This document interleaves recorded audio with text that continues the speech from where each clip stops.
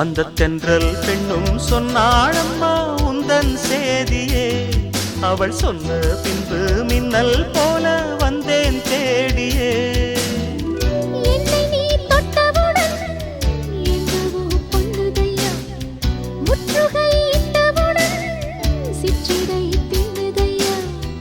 வெட்கம் விடுமோ அச்சம் விடுமோ, தக்க துணைதான்